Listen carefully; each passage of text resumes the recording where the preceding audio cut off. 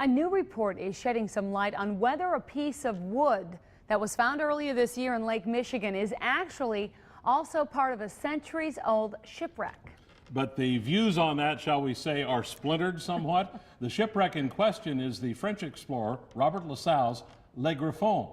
The ship and its 6-member crew disappeared in 1679. We just call it the Griffon. Fox 11's Ben Krumholtz tonight brings us balanced coverage, casting doubt on whether part of the ship has been found. Is this 19-foot piece of wood found jutting out of the bed of Lake Michigan part of the Griffon? Steve Liebert says it is. He's spent 3 decades and about $1 million trying to find the 17th century French ship. But I feel good about it. I mean, you know, right now this is definitely a bowsprit. Liebert says his confidence is partly from a new report from 3 of France's top underwater archaeologists. Are you ready, Professor Reed?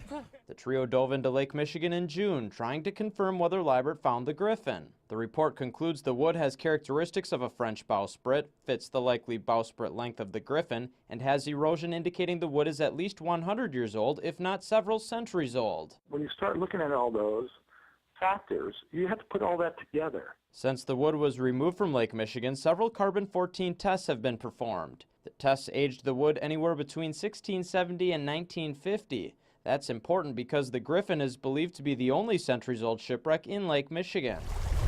However, Michigan's state archaeologist says it is more probable the wood is from a more recent time. Fishermen have told me that there are hundreds of these things out in the lake. Dean Anderson says the piece of wood may be a pound net stake. The stakes were used in the 19th and early 20th centuries as part of an underwater fishing system. Anderson bases his belief on the carbon tests, pictures of pound net stakes, and that the wood wasn't attached to a ship when it was excavated this summer. There's no evidence that there's a shipwreck there, and I think that's a big part of this.